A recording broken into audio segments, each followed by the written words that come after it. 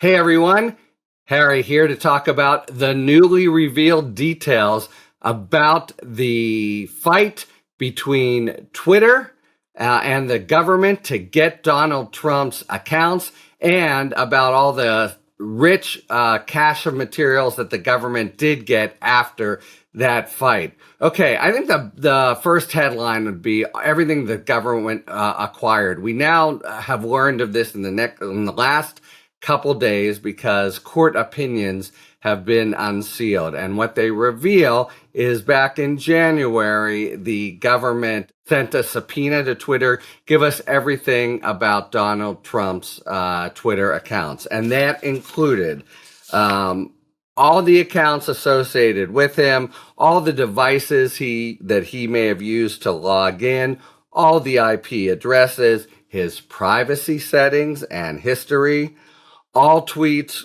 created, drafted, favored, liked, or retweeted by real Donald Trump, all direct messages. I think you guys know what those are, but those are things you think are one-to-one and private and don't generally go out to the population in Twitter as a whole, and all records of searches. So if you think about Trump as being a guy who doesn't use email, doesn't write, but is all over Twitter, that is going to be a very, very possibly quite a mother load. Okay, so that's the first thing, is how much they wanted, and they initially got it. The second, then what they eventually got, what Jack Smith now possesses. Second, in getting the warrant, it was actually a search warrant, not a subpoena on Twitter. They included a non-disclosure order. So they submit to the judge a warrant, and to get a warrant, you have to show probable cause to believe that you're going to pick up evidence of a crime there. And it seems very likely to me that to make that showing, they had to have some kind of real insider. I don't think it would be enough to get all this other stuff to show the public face of what Trump had tweeted. So it seems to me somebody who knows something about how Trump uses Twitter, or used it, of course, before he abandoned it, and had seen things. It was in on the information that the government provided to the court. Think about that. If you're Donald Trump, I mean, somebody really close, right? How many people could he rely on to actually do his tweets? But so first they showed probable cause that this would be evidence of a crime, and second, a non-disclosure order. And in order to do that, they had to be able to show that if Trump knew about it, it could have certain consequences, including destruction of evidence. Okay, so they ask for all this rich load of materials, which they now have. They include a non-disclosure order, and to do that, they have to make a certain showing about Trump. And both of these probably require some insider. And they satisfy the judge, Beryl Howe, that it's there, and she issues the warrant to Twitter.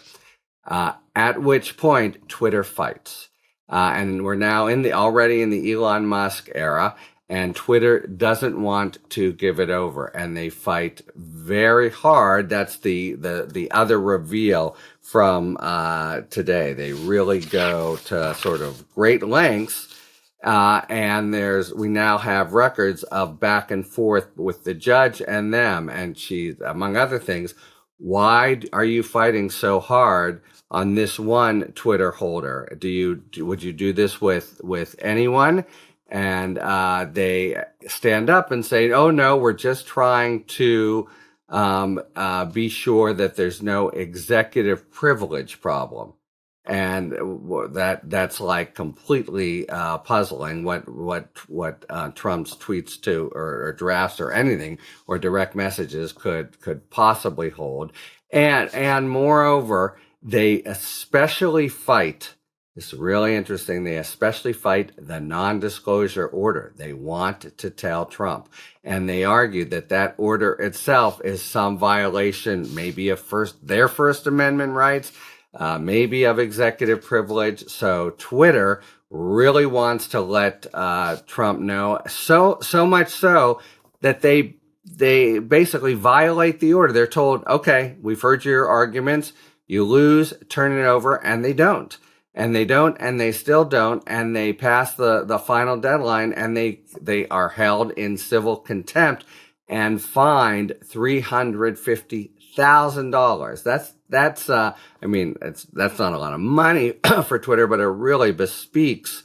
You don't do that unless orders are from the top to resist, even as against a judicial order. So they do that finally after they're held in contempt, pay this money, they turn it over. And then the whole thing goes up on appeal. And I just, in the back and forth with the judge, she says, look, you don't know what I've got here, meaning they don't know, and they don't know what the evidence of, you don't know half of this, of the warrant and its basis that you're now trying to fight. They don't know about the probable cause determination. They don't know about the justification for non-disclosure, and they're trying to fight it. And she is pretty scornful. It's like, I've made this finding, you turn it over now. Anyway, so they finally does it, and it goes up to the Court of Appeals, which about a month ago issued an opinion. And then a few days ago, it was in redacted form published. So it reiterates everything I've just said, and it affirms Judge Beryl Howe, who was chief judge I think still at the time, across the board. So we have the first, that the U.S. really wants so much stuff from Trump's Twitter account. Second, that they can show that there's evidence of a crime there, or probable cause anyway. Third, really importantly, they want the non-disclosure order, and they can't just say we're scared he'll tell. They need some concrete information about how he would abuse either people or destroy evidence if he knew about it. And then we have Twitter fighting tooth and nail, even to the point where they're held in contempt and not even knowing the basis for the warrant. So it turns out, one of many things playing behind the scenes. We of course had no idea. This played out from January to July, and it was pretty intense. And at the end of the day, Jack Smith has a pretty big cache of Twitter information, all kinds of things, anything you can imagine. And Trump probably can't imagine what it reveals of a guy who is Twitter crazy. And so, but drafts, searches, and the like, I think there's going to be some really, really revealing stuff there. Talk to you later. Thanks for tuning in. If you enjoyed this video and other Talking Feds content, please take a second to like and subscribe. Talk to you later.